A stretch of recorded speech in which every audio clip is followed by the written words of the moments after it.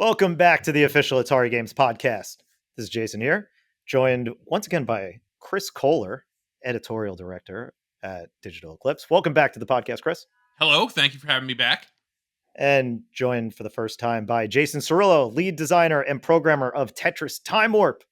Welcome to the pod, Jason. Thank you so much. Honored to be here. You are officially the second Jason that's been on this podcast. All right.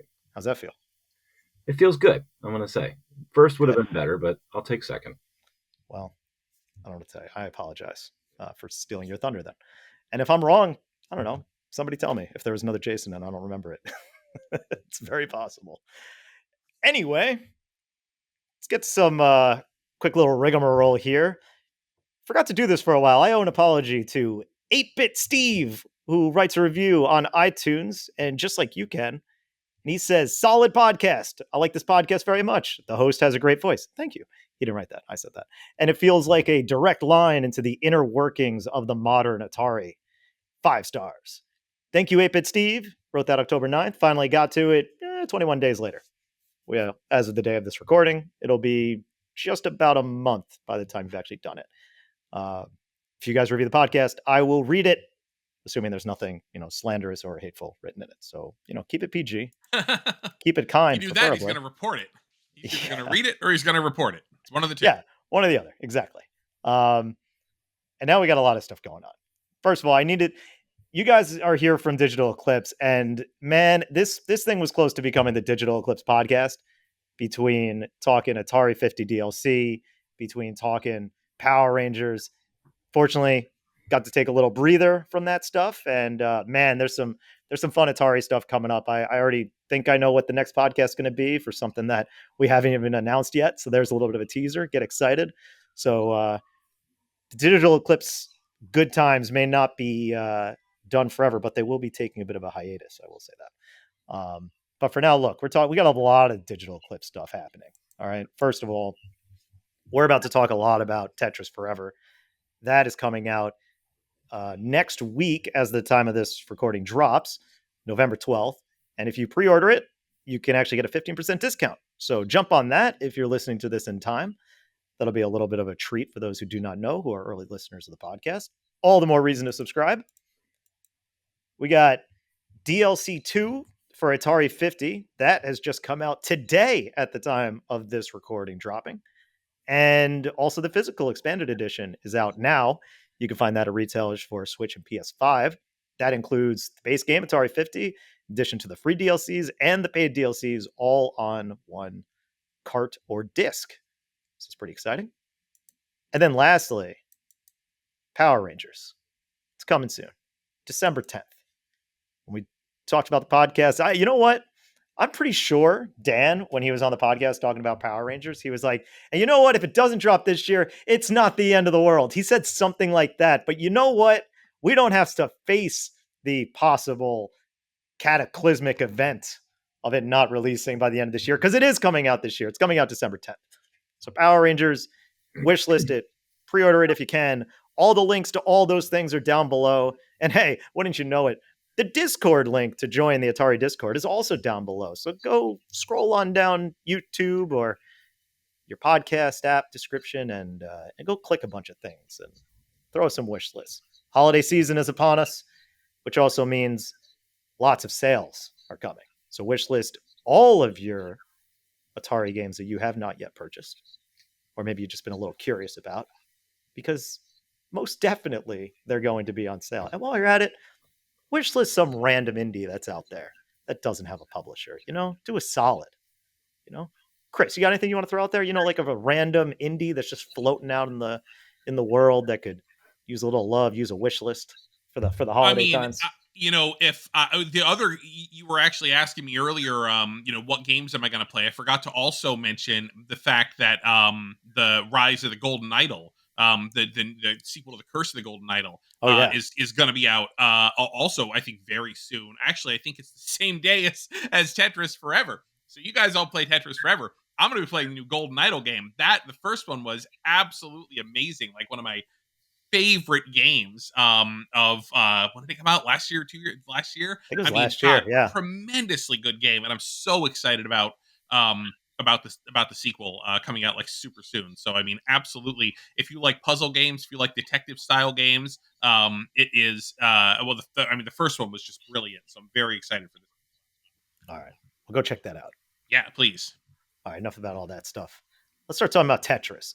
Fellas, before we jump in and start talking about Tetris Forever, I got a little warm up question. And Jason, we could start with you. I want to know, what's the first Tetris game you've ever played? Game Boy. Game Boy. Yep. Any Easy sort of- question. Can you think about where you were, what you were doing? How did it hit you? Yeah, I can tell you exactly where I was, what I was doing, the day it was. I think it might have been the same day for many people. It was a Christmas day. I had gotten a Game Boy for Christmas. Was very, privileged and lucky. Not every kid was as lucky as me, so that was that was a really cool thing to experience. I think I was initially just really overwhelmed with the fact that I had a portable game console that took cartridges. That alone was like just kind of blowing my mind at the time. But yeah, I remember just digging right into Tetris and playing it for hours and hours and hours. And I think it might have been all I had for quite some time. So yeah, that is my memory of my first exposure to Tetris for sure. It's awesome. Chris, how about yourself? So certainly, we got our Game Boy. I think the summer of 1989 because it came out in April. And I remember actually it was my brother who bought the Game Boy, and we we lived in Connecticut, but we bought it on a trip to New Hampshire because New Hampshire did not have sales tax. And so we played. I mean, mostly we were playing Super Mario Land right on the Game Boy, but of course it comes with Tetris, so we're playing Tetris as well. But I think that we knew about it before that because we probably had, probably like a a copied floppy disk of Spectrum Holobytes Tetris for the IBM PC, right? So that was probably where I played it for the first time, and I just remember it was very interesting because, and I think people up and down all over the world have this same story of we got whether it was Tetris on the NES in 1989, whether it was the Spectrum Holobyte Tetris in 88, or whether it was the Game Boy Tetris. It was we all played it, but it was my mom, you know what I mean, that got the deepest into it. And it was the first time that I had seen her get, very involved in a video game. And that even after we had kind of stopped playing the original black and white Game Boy, later on, I remember that Game Boy like still sat on the end table on the couch in the living room because my mom would go over and still was still playing Tetris on it. And that very Game Boy, you will see it in the video segments of Tetris Forever. Awesome. Well, that's a good transition to actually get into talking about this. So let me click all my buttons. And while I'm doing that, I can tell the people listening, if you want to actually see a bit of Tetris Forever in action, you could jump over to the YouTube video and you can see a little bit of gameplay about what this is. So let me just put that there. 845. All right, here we go. Whoop. That was a good start. All right. So why don't we start here? Let's talk about the start. I was talking about origins with Tetris, but maybe start talking about the origin of Tetris Forever.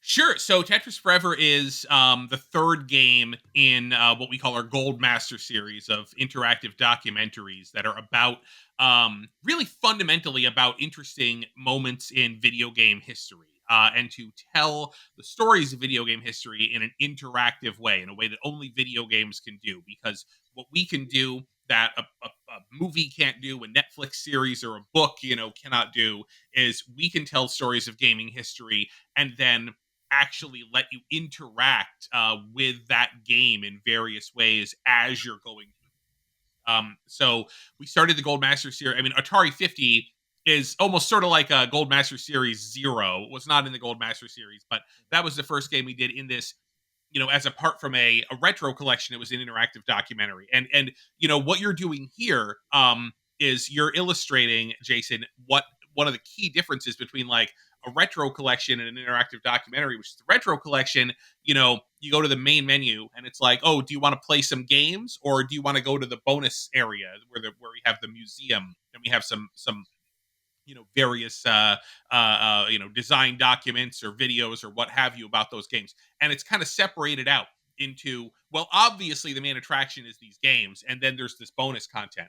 With the interactive documentary format we do in the Gold Master series, everything is placed contextually, and so you're going through these chronological timelines, and these chronological timelines are integrating video featurettes like the one you're watching now, about the history of Tetris. It's integrating, vintage advertising. It's integrated historical trivia, information about the people, who made the game, information about where this game was made. Where did this game come from? Like right now, what you're watching is a video where Alexei Pajitnov, who was the creator of Tetris, is playing with a set of pentominoes, playing with a set of pentomino toys, and he's talking about how he would play with these. He in Soviet Russia, where he was living at the time. And this was one of the, this was like one of the toys that you could buy. And he loved recreational mathematics. And he's playing with these pentomino toys, thinking to himself, he's also a computer programmer at the Moscow Academy of Sciences, and thinking to himself like, well, how could I turn this toy, and not just this toy, but like, how can I express the joy and the love that I feel for like recreational mathematics with a computer. And so that's kind of where that's where Tetris really came from. And it's so important to us to not just say, here's an old video game, play it.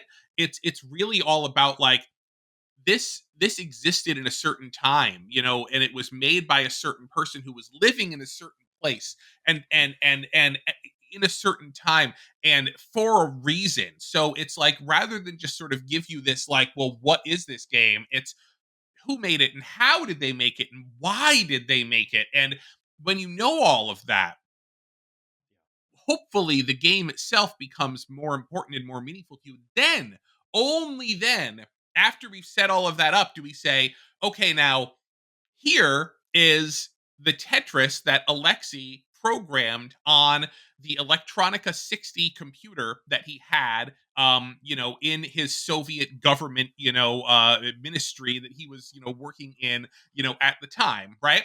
And so you see that, and then you can understand, what was Tetris like in 1984. The second that he sat down, by himself to create the very first version of this game. Actually, Jason, I can kind of toss to you now to talk about this. Jason Cirillo, because what we have here is it's not an emulated version of like the original. It is a painstaking recreation that we made, and it looks and behaves essentially exactly like what that original version did. And that, Jason, that was a pretty, I mean, that was a very like intense process. There was a lot of research that went into this. Yeah. And yeah, as Chris mentioned, this is an old Soviet computer, the Electronica 60.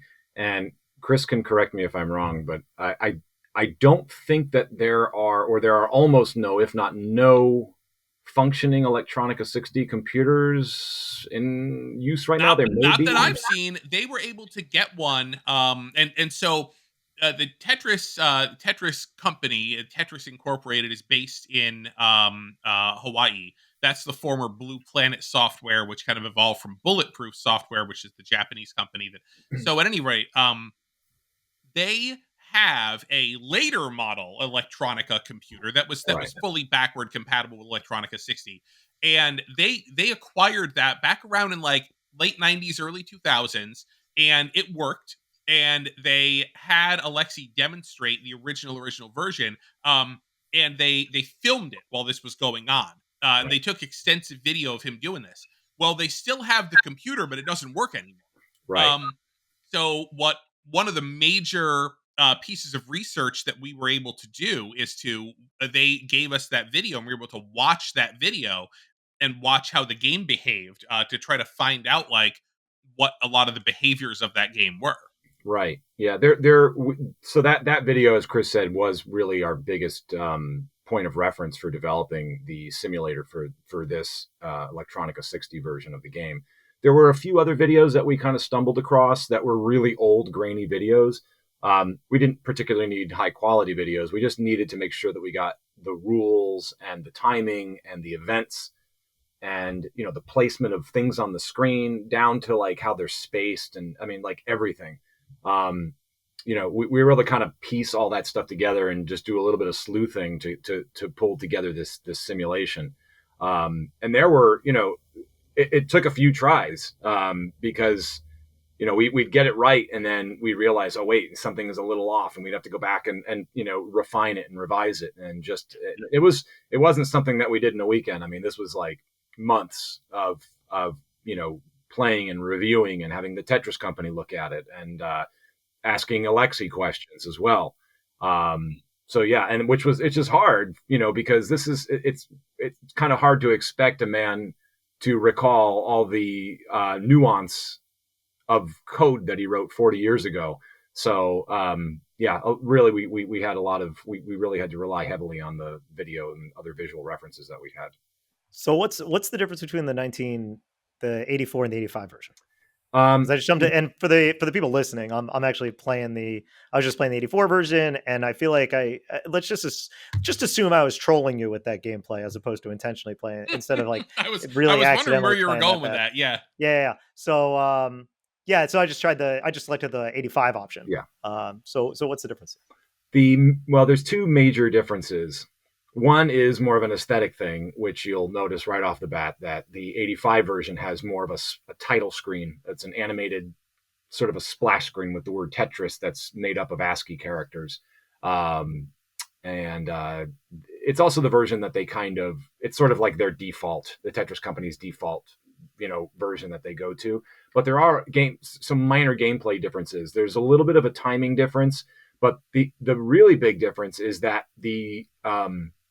the generation point for the Tetraminos is different in 1985. I think it shifted over a column. So most of the pieces will generate from a different spot in the 1984 version versus the 1985 version. And it's just also the sequence of the title screen. It's like the title screen, and then you enter the level on a separate screen. In the 1984 version, it's all on one screen. So it's just minor differences like that. But to us, they're two different versions, and you know, we wanted to include them both just for, you know, historical reference. So yeah, for sure. That's awesome. All right. I feel like I'm just getting the raw deal here. Like I am not getting any of the pieces I want. So here's something that you need to know about, you know, this version and even the Spectrum Holobyte versions. And it really gets into like, this is what we try to do to show the history of how these games evolved by showing you interactively. You're trying to make Tetrises. There's no such thing as a Tetris in this version of Tetris. Right. That was added later. That was something that Hank Rogers, who was the founder of the Tetris company, when he produced the first console version of Tetris for the Famicom in Japan, he added the ability, you get a higher score for how many lines are you clearing at once. And right. What that did, the emergent gameplay that came out of that was the way that people play Tetris today, which is to build up a single bar well on the side of the screen and try to get 4 lines at once, which is they call it now a Tetris line clear, right? That was only in that version. That is not in the Electronica 60 version. It's not even in the Spectrum Holobyte original MS-DOS release from January 1988. So people go back and they play these games and they try to build Tetrises, but actually that's actually it's actually a very bad way to play those games because the pieces are random, right? Because today, and when you play a modern day Tetris game, they call it the bag system, where if you envision a bag with like 2 sets of each Tetramino or inside the bag, and it's pulling randomly, but it's pulling randomly out of that bag until that bag is empty, which means that eventually you're going to get that I Tetramino piece. It's going to come up. Right. But in Spectrum Holobyte Tetris, or I mean, really, even in most of the games in this collection, it's just purely random. Right. So what you by waiting around for that eyepiece, it might not come up for a really long time. And anyway, there's no reason to do it. You should be what you get extra points for is making decisions faster and doing that hard drop.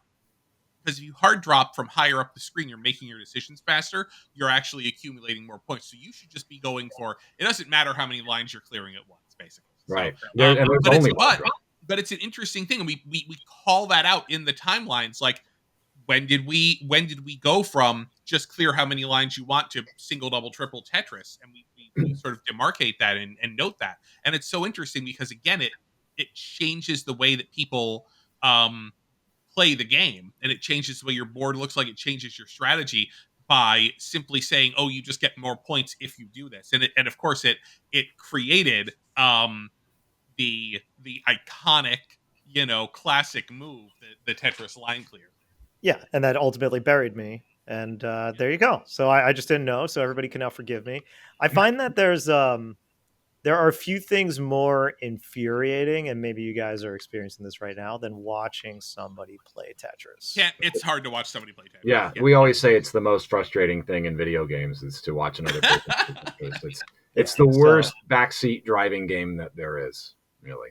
Yeah, no doubt. I can't imagine. Like, could you even think of a second place? It is fun to watch, like incredibly high level Tetris competitors. I think play Tetris. Yeah. I'm gonna get out of this one. That can be. I mean, that's very exciting because one of the and again like, one of the problems with esports, right, is like you don't necessarily. It's hard to watch esports because you don't know what anybody is doing, right? It's so much is going on, and it's hard to just sort of like keep track of like, well, what are they trying to do, and if somebody does something, was that good? Was that bad? How did that affect the outcome of the game, right? With Tetris, I think is a phenomenal esport in that regard because everybody is starting on the level of we all know what good gameplay looks like. We all know what somebody being in trouble looks like. And we all know what somebody desperately getting out of trouble looks like. And so to just sit and watch two people, play like super competitive Tetris is a really is actually really, really fun. Yeah. But to sit and watch your friend play Tetris and like and up and drop the bar somewhere they shouldn't. Then you gotta leave the room. You just made me have to run, make a note on the F-bombs there. Oh, all right. Boy, 22:54 at the recording. Oh, I got it. I got the timestamp. No, we got it. It's all good. Making me work a little bit. Is there another word for it though? I don't think. Yeah, you're right. True. And you know what? The bleep is just going to make it more pronounced, which is fun. Yeah, right. So it's fine. Look, it's all good. This is why we record early. And this is why it's not live for the children's sake. Exactly. That's cool. So what was when going through the whole story? I always find this interesting thinking about as you're going through the Gold Master stuff and what is it that is the known story versus the surprises that you find along the way. So what are some surprises that came up as you were diving into the history of Tetris? Certainly, the story of Tetris, and this is why I was so excited, that we were going to do this as the third in the Gold Master series, is because the story is not something that we had to go digging for. It's one of the most well-known, often told tales in video game history books. It's something that I read. I was 13 years old when the book Game Over by David Sheff came out, and that recounted, over the course of a couple of dense chapters, like the incredible story of, specifically Tetris, but also like how Tetris got out of the Soviet Union. And there's even a feature film about it, right? So it's a great story, and we knew that there was a great story. What those stories tend to leave out is, the story, especially in David Sheff's book, and really even with like the Tetris film, is that it kind of starts with Hank Rogers, who would the eventual founder of the Tetris company. It kind of starts with him at the beginning. You know what I mean? Kind of discovering this game that already exists. So from our perspective, it's, well, let's go all the way back and try to figure out, how did Alexei come up with this? Because Tetris just seems like something that sort of like sprouted fully formed. You know what I mean? It doesn't.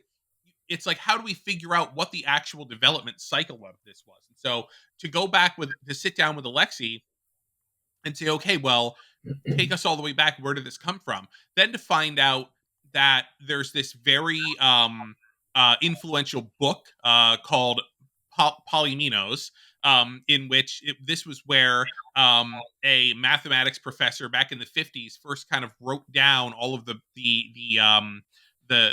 characteristics of polymenos, which are essentially shapes that are constructed of multiple squares. You have like monomino, like, which is a square. You have the domino. That's kind of where it all came from. Domino being, two squares on top of each other.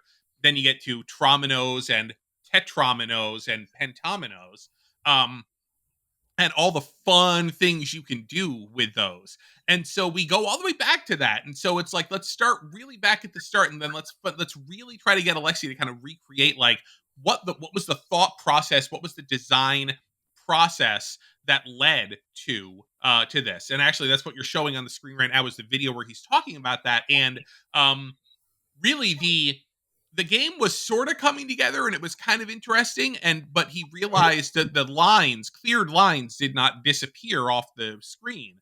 And when he said, oh, well, I'll just have these lines disappear once they fill up, just to clear out more space. And then the game, suddenly, just sort of like pops into being in that way. And he realized, oh, this is it. This is really fun. And it just goes from like, I kind of have this idea, to, oh man, I can't stop playing this thing that I made, and that was the sort of the tipping point, or the pivot on which it turned. So to get all of that information in there. The other thing is, yes, we have the whole story that you've probably heard of, but if not, I mean, we're going to recount it for you in a really exciting way of, Hank Rogers discovers Tetris, finds out that it comes from Russia, sees all of the sort of the fighting over the rights to Tetris that's happening, amongst various companies in the UK and the US. And he decides that if he's gonna nail down the rights specifically for handheld games, because he knows that Nintendo's Game Boy is coming out. Nobody else knows this. If he can get a contract for the rights to the handheld Tetris rights from the Russian government, then he is potentially going to make a whole lot of money. So he goes to Moscow on a tourist visa, so he's not allowed to actually do business while he's there. But he does it anyway. Is able to kind of like win this big pile-on that eventually ensues for the rights. And then the movie and a lot of the tellings of the story kind of end there. It's like he gets the rights, Alexei moves to America, they establish a partnership, but we're sort of like, well, wait, there's so many more years of history that follow that. Like, shouldn't there be some interesting stories there as well? And so we move on with that, and we talk about the friendship between Hank and Alexei, that's still at the core of the success of Tetris today. And we talk about sequelizing Tetris, stuff like Weltris or Tetris 2 or Bombless. It's like, well, no, let's talk. Let's hang on a second. Slow down. Let's talk. Anyway, we need to talk about Hatris. Really. Oh yeah, we do. Yeah, Hatris. I mean, Hatris was one of the first kind of like successor games that Alexei dreamed up, and this was something that had come out and on the NES and the Famicom and the Game Boy. We've got all those versions. Fans are really excited about this, by the way. A lot of Tetris fans also really like Hatris. This is the first time that Hatris is coming back, I think, since it was originally released. And that's actually the case for a lot of the games in Tetris Forever, that they were released in some cases in one territory. They were released back in Japan back in the day, and then they never got an official release after that. And so it's exciting to be bringing those back. But yeah, everybody loves Hatris. It's a falling items puzzle game, but it's about dropping pairs of hats and trying to get the hats to line up. And if you stack up identical hats, 5 identical hats, they disappear off the playfield.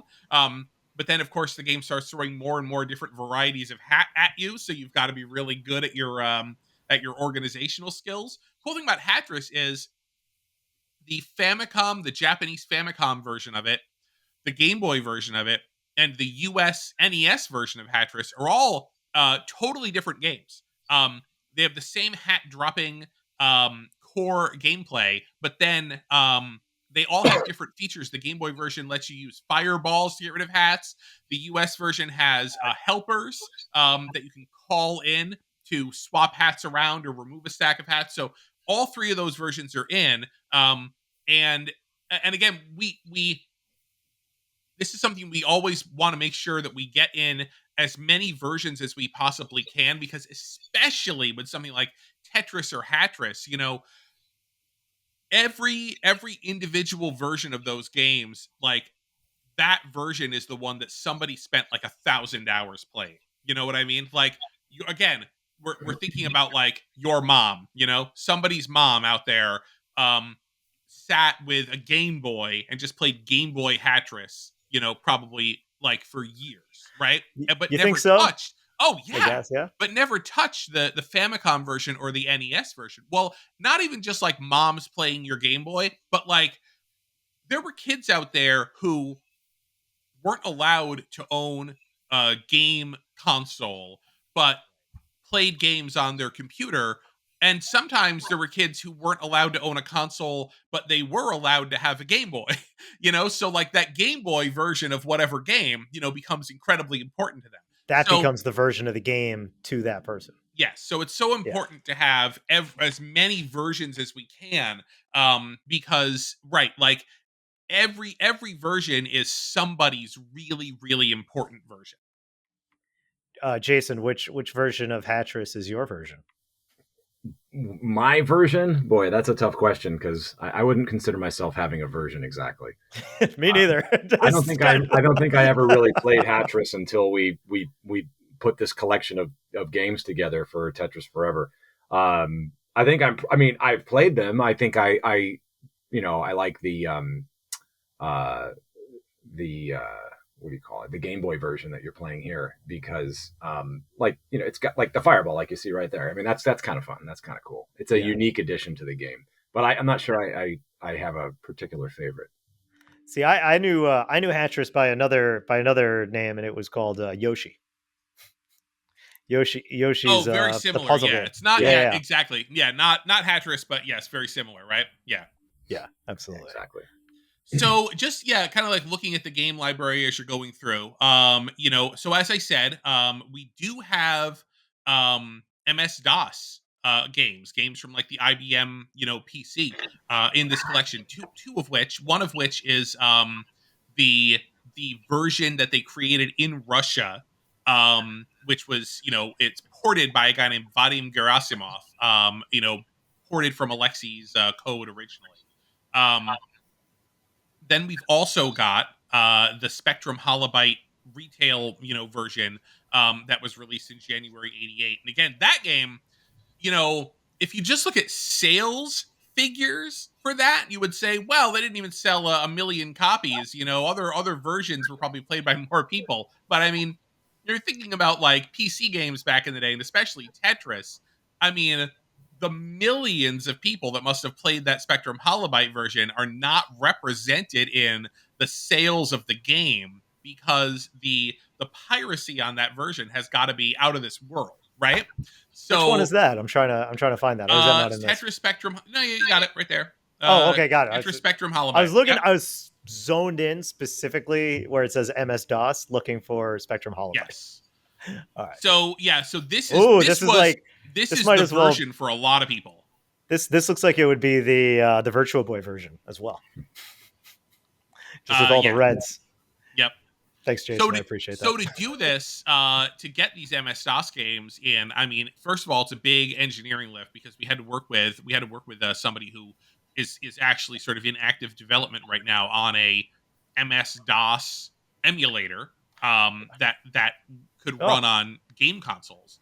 So what you're doing, so basically what you're doing now is, remember, you're not playing a console game, you're playing a computer version of Tetris right now. So your what you're doing on the controller is you're essentially pressing keys on a keyboard. So it's definitely going to be a lot more reactive than you might be used to. So you got to be very deliberate and careful with your movements. I'm also And using again, a very oh my god, I'm using a very worn Xbox controller right now. yeah, see, yes, I was actually I have been also using like at my home PC I've just got like an Ugh. Xbox 360 like wired controller plugged in. Oh, nice. That's been fine for everything that we've been doing Yeah, except for yeah, yeah. trying to do Tetris. I had to Just bail out because of like that. That was rough, man. That I was- press oh yeah, no, I mean I press right on the D-pad and like and it hits down and it hard drops the piece and I'm like, oh, I gotta get a better controller for this. I actually I put the when as I've been playing now more, I've just been putting development builds on a Switch dev kit. So I just play it on the Switch. I'm like, oh yeah, this is a Now lot better. I want to talk a lot about Tetris Time Warp, but before Yeah. that, I need to share a little personal anecdote. When Frosty, was on the podcast about the Power Rangers, the Atari 50, he's been on a few times. When I first found out that you guys were that we were doing Tetris Forever, there was only one game that I was asking about, and that was actually what I knew as Tetris Blast Yes. for the Game Boy. And then so when he's like, yeah, I don't know, and then he's like, well, it's super bomb. He's like, we got Bombless. Uh-huh. I said, oh, what's that? And then so I was very excited when and I got this code to play the game about an hour and a half before we started recording. Oh, And one of the first things I did was I jumped in to try to find Bombless because I love this game. yes. And So in a way, that's great for you because so a lot of going back to it, a lot of the games that Bulletproof Software released because they only had rights to release Tetris games in Japan, right? So a lot of those games never left Japan.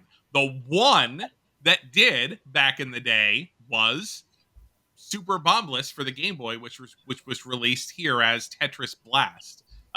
So luckily for you, yeah, we have the Tetris Blast that you remember, which is wonderful. But then if you like that game on the Game Boy, we have the never before released outside Japan Super Famicom version, which you're playing right now. And then even the Game Boy Color version, Super Bombless DX, as well. So how fortunate for you. yeah, it's great. And it's also, and this is probably the last thing I want to bring up and I started telling you about it before we jumped on to record. This is a fascinating precursor to one of my favorite puzzle games of all time, Luminous. And I actually did not realize the connection between Luminous and Tetris until I watched the video about Tetris Tetris Effect Yeah. in this game. Right. So here's the thing. So some really fun stuff in this that is going to surprise people. So to kind of bring it back to like speaking a broader point about what's in Tetris Forever is that even if something was not able to be playable, in Tetris Forever, if it's a historically important piece of information or game that happened, during these 40 years of the life cycle of Tetris, like we want to talk about that. We have to get into that. So we talked to Tetsuya Mizuguchi, who was the producer of the Tetris Effect. But not only about Tetris Effect, actually, there's even a video with him where he talks about his memories of playing Sega's Tetris in the arcade in Japan, because Sega's arcade Tetris, that was actually the first big breakout Tetris in Japan specifically, and he had a lot of great memories of that. Then we get into Tetris Effect, and he points out that he had wanted to do a Tetris for a long time. He wanted to do something similar that sort of took the synesthesia concept of his games like Rez, and blended that with Tetris. But at the time, there were licensing issues, and he wasn't able to do that. And so that's when he created Lumines, an original puzzle game. And then once everything kind of worked out, then he was able to do, Tetris Effect, which is my favorite Tetris game, like by far. I love it so much. And so we talked to him about that. And we talked about Tetris Effect. And we talk about stuff that, again, can't be in this collection, like, Nintendo's Game Boy Tetris. That is a first-party Nintendo game that's available on Switch Online. You can go play it. But it's so core to the history of Tetris, and the existence of the Game Boy is such a huge part of why Tetris turned out like it did. We can't not talk about it. So of course we talk about it as much as we can. And so there's a wide variety of historical Tetris games in here. We talk about a lot that unfortunately can't be playable to really try to present like the full history. And then once you get through all of that, you get to play Tetris Time Warp. So yeah. we're we just under a bit of a time crunch here, which is all good, but I want to spend about 5 minutes or so talking about Tetris Time Warp. So Jason, why don't you maybe take us away here? Yeah. This is Tetris Time Warp. And as we typically do when we do a Gold Master Series release, is we try to include a little something new for everyone. And we've done that in our past games, including Atari 50, where we would sort of do reimagined versions of existing games, something from that collection. So we had this opportunity to do a new Tetris game.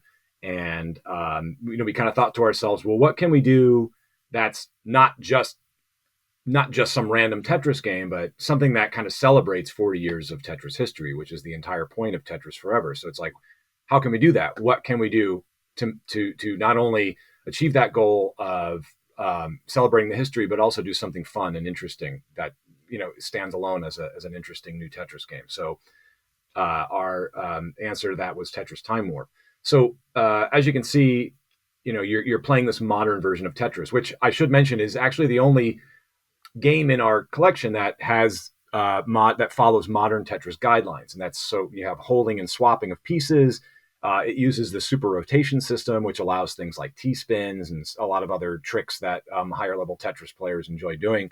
But it also has this here, the Time Warp Tetramuno, which when you use that in clearing a line, will time warp you to a past era of Tetris. And there are 3 past eras reflected in this game.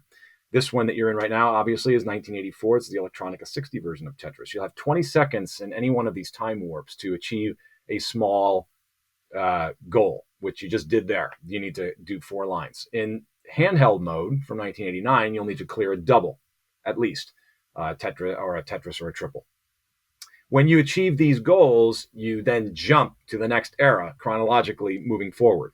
So if you can manage to get this one, then you'll move to 1993, which is like bombless. It's okay, it's tricky.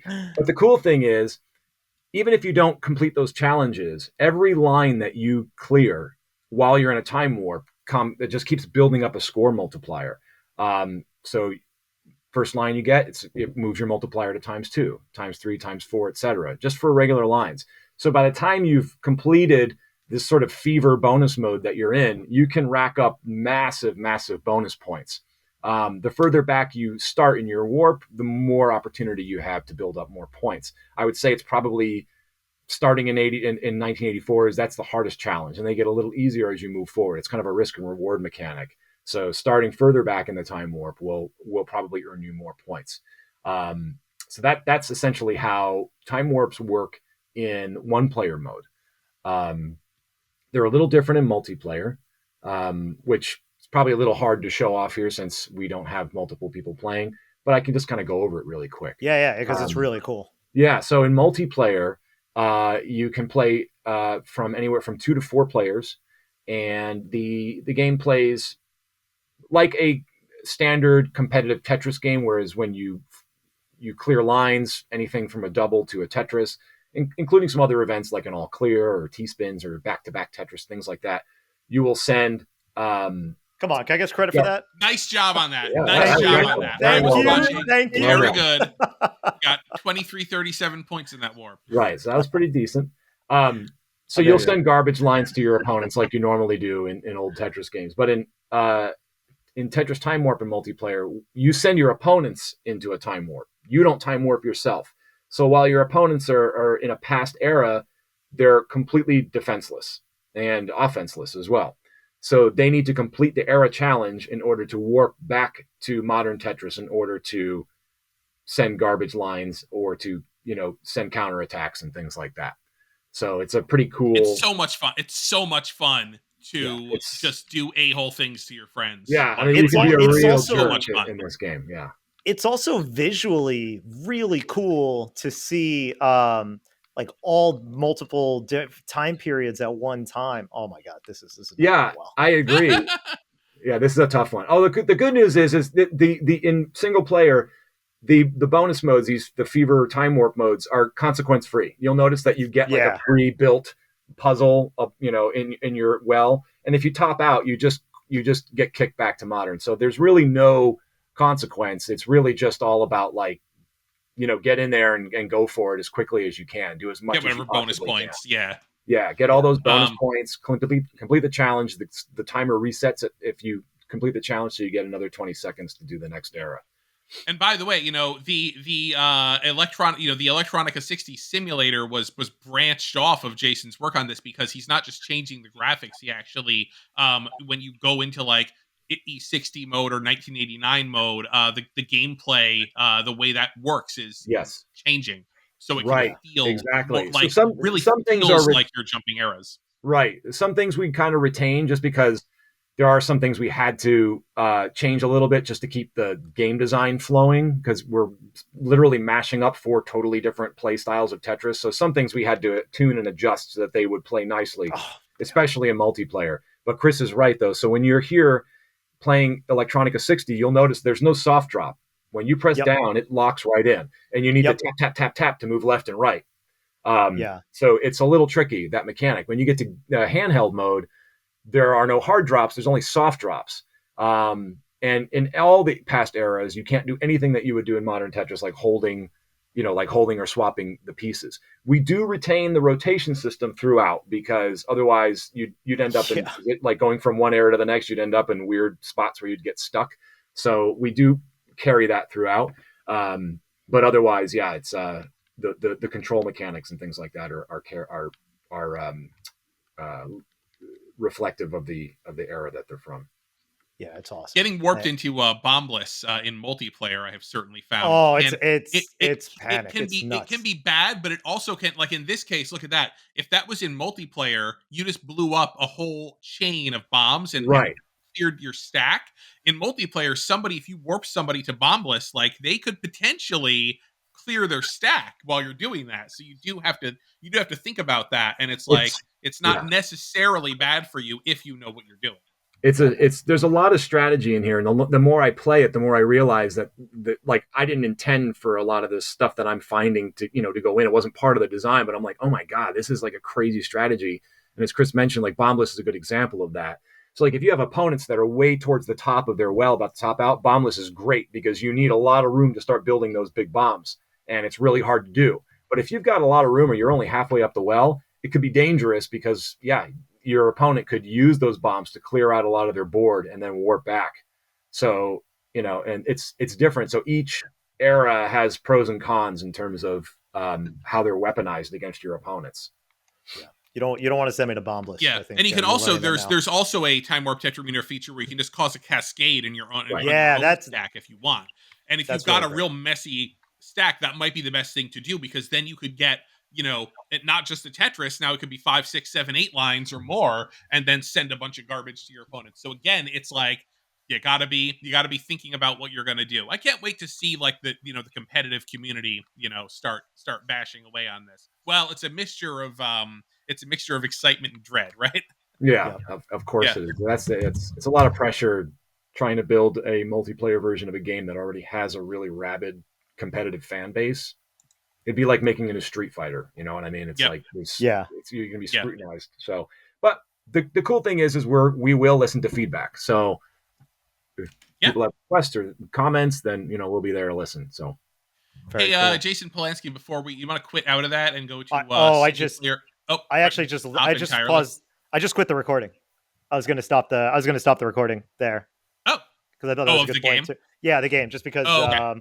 just so we could respect the worries. time here. I Yep. want to get this really goofy segment. Is there any last thing you want to say about Tetris Forever? I was Or going to have want you to jump show in? it, but I will say this: if you really do want to play Tetris with black and white graphics and the classic theme song Korobaniki and a chiptune remix with only soft drops, then there is a 1989 marathon mode in Tetris Time Warp that Jason kindly put in there for all of us. So just in case that's your particular the way you want to play Tetris, we've got something there for you. Yeah, it's awesome. So that's the real moral here. You're gonna come for all the information, the fun stories, the retro stuff, but you're gonna stay around for a while because of Tetris Time Warp. Bingo. You will be saying, "Let's do the Time Warp again." Now, fellas, we're running short on time here, but I really want to play this stupid game I came up with. Let's do So it. please entertain me on this one. I am calling this game the Dirty Dozen because this score does some games dirty. Okay. We're all familiar with Moby games, right? Because that is, of course, a part of Atari. Sure. Well, every game on Moby games, or I say most games, have a Moby score. And if you're wondering what the Moby score is, well, the Moby score is the Bayesian average of critic and player ratings. You can use the Moby score to get an idea of how others feel about the game. And if you're wondering, hey, what does Bayesian mean? Well, I got a definition for that too. A Bayesian interface is a method of statistical inference in which Bayes' theorem is used to calculate probability of a hypothesis given prior evidence and update it as much as more information becomes available. Cool. So we're all now completely on board with what the Moby score is, right? Right. Yeah. So here's what I did. I searched Tetris. The word Tetris on mobygames.com. I just filtered out the games and then I ordered them by their Moby score. Okay. We're going to take turns. We'll do 3 rounds just to respect the time here. If you give me the name of a game, and by the way, you have to describe if the game, which may share a title with another game, if the game, and I will basically determine what you're talking about. I will confirm, you will confirm, and then we'll go with that as your answer. If it's in the top 12, you will get the points equal to the score to the Moby score. Oh, okay. If it's below the top 12, you will get 1 point. But if there is no Moby score, if it's not on my list, then I will not give you points. Okay, but regardless, I will tell you the score. So basically, it's like in the top 12 of games on Moby Games with Tetris somewhere in the title. Correct. And it's by the Moby score, which we all know what it is, and there's no question about how it's calculated. Okay. Correct? All right. Perfect. All right. Now, we will go alphabetical by first name. Chris. Give me your first guess. Yep. Tetris Effect. Tetris Effect is number 1. All right. With an 8.9 Moby score. Good start out of the gate. But I will give you a little bit of but don't worry. Don't be dismayed if you're worried, Jason, because these scores are very close to each other. So, Jason. Okay. What is your guess? I will go with Tetris for the Game Boy. Okay. So we were talking about Tetris for the Game Boy. Yes. From 1989. Is that correct? That is correct. All right. That is the number 2 game with an I'm not cheating either, I promise. With an 8.4. I didn't think you were cheating until now. Yeah, right. I thought you guys were pretty honest brokers here. Definitely not. Chris, what is your guess? Tetris for the NES by Nintendo. Tetris for the NES by Nintendo, released in 1989. Is that correct? Yes. All right, then that is number 6. Okay. With an 8.2. Okay. Yeah. Jason. I'm going to go with Tetris Worlds. Tetris? For PlayStation. PSX, I think.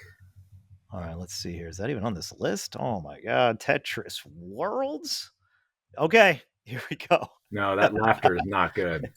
It is number 42. Oh, no. On this list. Hang on. Just At want to least make sure because you said, yep, that's the one. Yep. With a 6, it has a 6.2. It's below 12. So you get 1 point for that. Okay, fair enough. It's not over yet. Chris, Okay. you could lock the win here. Yeah.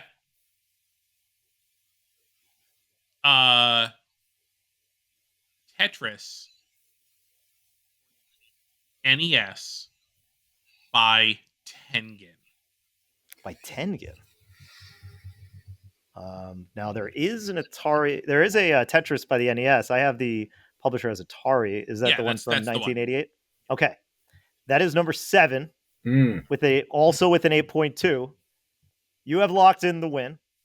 There's no coming back, Jason. But Yeah, that was Tetris. I think it's still worth having a fun guess. You want to guess just for funsies, and then I'll read the rest of the 12 that you guys missed. Yeah. Gosh, I don't know. I would say, yeah, Tetris Blast for the Game Boy.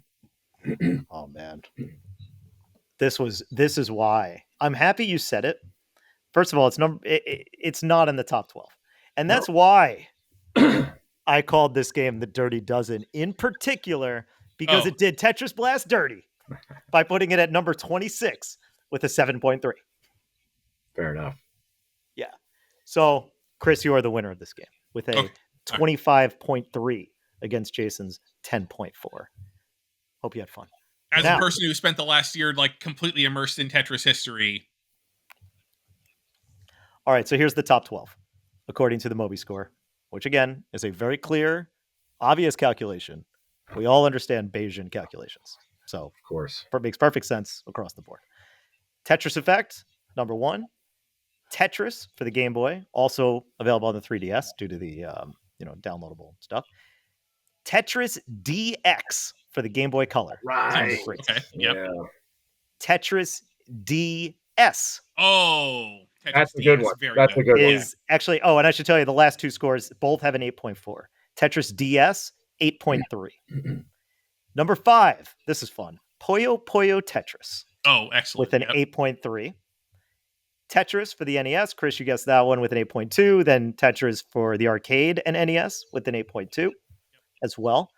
Next up, Tetris Attack on the Game Boy. Yes. Also on the 3DS and SNES. Not a Tetris game. Not a Tetris game. Yeah, but hey, it's got the word Tetris in it. It's got the word Tetris in it, and it's beloved, yes. Yeah. Magical Tetris Challenge, number 9. Oh, wow. Oh, yeah, right. Tetris Revolution, number 10, with a 7.9. I don't know that one. Yeah, not familiar. The New Tetris for N64. Oh, yes. 7.9. Yep. And then the last one in the top, to round the top 12, or the Dirty Dozen, Tetris Party for the Wii. Tetris Party for the Wii. All right. Yeah. So there you go. That is my silly little game, the Dirty Dozen. And Jason, you got to run, so why don't you quickly just tell us where can people find you if they want to follow you? Are you on the socials, or are you just not running really around anymore? Nowhere. They can email me if they want to at first name last name at atari.com if they really feel like they want to. I'm really bad. I was on all the social and I got off of it. I just yeah, that's for the best. Mental health is important, kids. Keep that's what. Yeah, you got it. So. Great. All right, and Chris, what about yourself? You're out there. You're prowling. You cannot email me, but if you would like to, yeah, I'm it's like kohler.bsky.social on Blue Sky and Kobunheat KOBUNHEAT on X, the everything app. So just go ahead and I mean, you can come and find me. I mostly just sort of talk about when there's updates to our games at this point. And that's basically what I do. Sort of stuff. Yeah.